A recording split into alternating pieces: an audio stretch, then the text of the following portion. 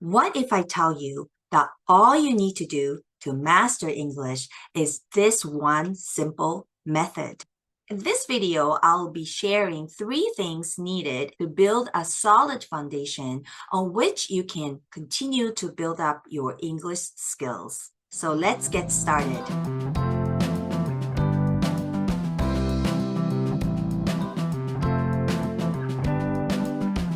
Hi there, this is Erin.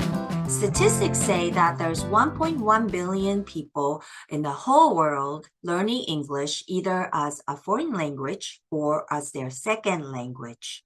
And this number is likely to continue to grow because English is the most widely spoken language in the world, as you know. So we all know that in today's globalized world, it is very important to be able to communicate in English. Yet, acquiring English takes time and is not easy. Are you confused because there is so much advice out there when it comes to learning English? Or maybe you are overwhelmed because there seems to be endless words, phrases, expressions, idioms, grammar rules that you have to learn. The good news, though, is that acquiring English is not complicated. In fact, it's quite simple. I was able to build my English skills using this one simple method I call the LIP method. The first thing you need in the LIP method is listen. Our ultimate goal is to be able to communicate in English, so reading aloud is a must-do practice, as I mentioned in this video. But in order to be able to make reading aloud effective, there's one very important step that you have to take, which is input. In other words, it starts with listening. First of all, you need to have an audio source. The key here is to input native pronunciation. Reading aloud doesn't mean that you just start reading in your own way. This is crucial not because we have to become native speakers, but it helps us to expose ourselves to the way that English is spoken naturally. One of the mistakes we make as English learners is to place too much emphasis on studying English instead of practicing English. So by starting with input, we have something to model after when we practice and something that we can aim for as our goal. Once you have an audio source as an input, the next thing to do is to imitate. After you heard the audio sample, you copy and mimic what you've heard exactly the way it was said as much as possible. What you need to be careful here is not to repeat in your own way, but to copy and mimic the sample audio as close to its original as you can. Pay attention to the sounds, the intonation, the rhythm, the tune, the accent, and the melody. Try not to overthink or overanalyze, but simply reproduce what you heard as much as possible. At the same time, don't be stressed out because you cannot speak like a native speaker. Remember, our goal is not necessarily to become native speakers. However, I can tell you from my own experience that if you keep practicing English using this LIP method, pronouncing English words will become easier and you are likely to reach that native-like level, if not the native level. The last thing you need to do is to practice, practice, practice, and practice. Practice makes perfect is a well-known saying, and it can't be more true. New skills are mastered by practicing it over and over. We probably all remembered those days when we repeated after our English teachers in English classes at school. I hate to break the news, but reading out loud after your English teacher a few times in the class is almost like you haven't done it at all. After you learn how to say it by first listening to it and then by mimicking the sample audio as close to it as possible, all there is left to do is to keep practicing. After you repeat it enough times that you pretty much memorized all the words, phrases, sentences, and possibly the whole passage, English will start coming out of your mouth more smoothly. And the muscles around your mouth and your tongue will get used to the movement required when speaking English. Watch this video as I demonstrate how to carry out this method. Good afternoon, everybody. Good afternoon, everybody. Good afternoon, everybody. Good afternoon, everybody. Good afternoon, everybody. My name is Wes Davies. Welcome.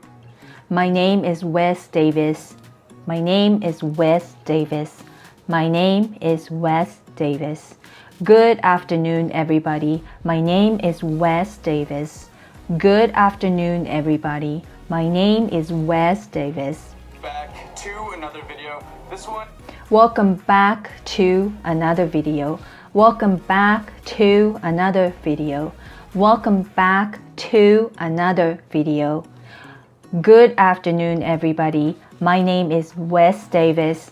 Welcome back to another video. It's going to be very, very special. This one is going to be, this one is going to be, this one is going to be, this one is going to be very, very special. This one is going to be very, very special. This one is going to be very, very special. Because not only am I going to...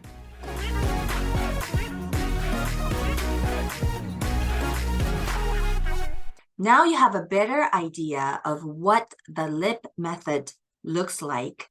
Let's go over some tips.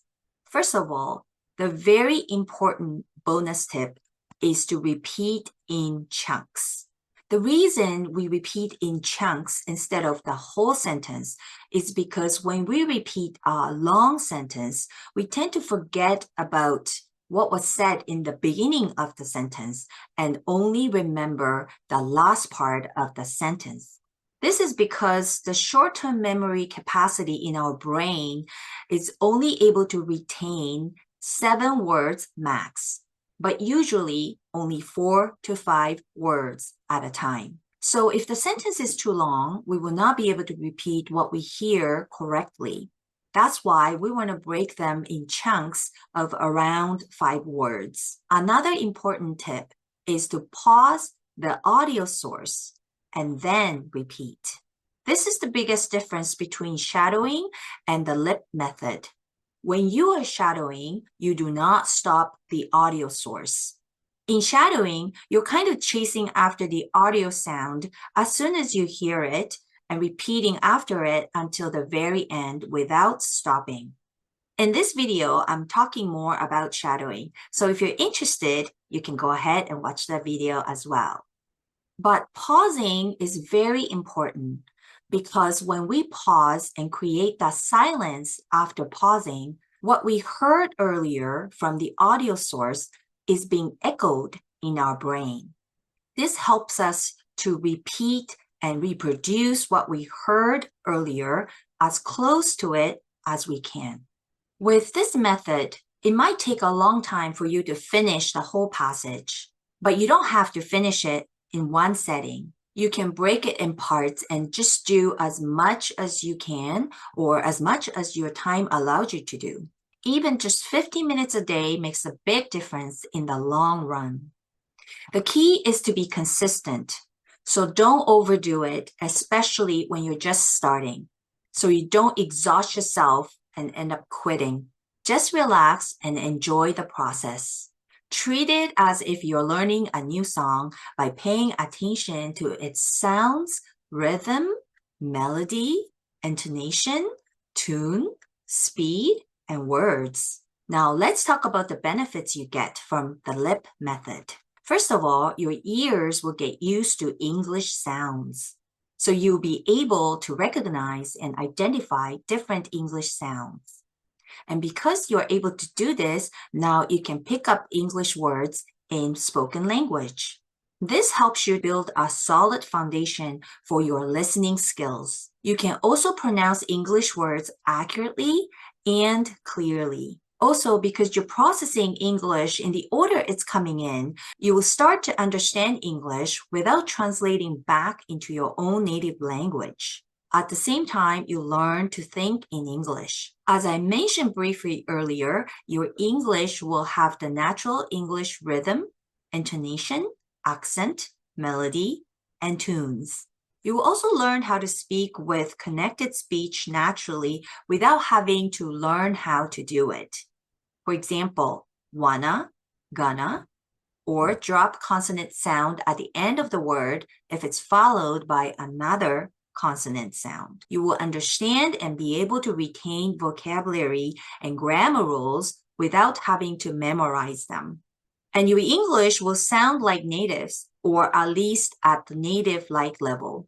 You can read aloud more smoothly, and you acquire English without feeling that you're studying. English is fun to practice, so you have fun learning English. At the end, it helps you to become a confident speaker. As you can see, there are so many benefits that I could easily list 16 of them. And these are the actual results I got from using this method, especially at the beginning of my English learning journey. It might sound too simple, but it actually works. You might not feel or see the results right away, but trust me, when you keep practicing using this method, the results are promising. Before we end this video, let's recap the 3 elements in the LIP method we talked about today. The first thing is listen. You need to start with input. The second thing is imitate. Pause, copy, and repeat what you heard as close to what it was said as possible. And the last thing is practice. Practice until you can say it smoothly. Taking the first letter from each element, I call this the LIP method. I really encourage you to give this method a try. And don't forget to leave a comment and let me know how it went. If you like this video, please don't forget to like, subscribe, and share with people who might find this video helpful. By doing this, you're helping me achieve my goal of helping 10,000 people gain fluency, become a confident speaker, and enjoy learning English. Thanks so much for watching. Until next time, God bless.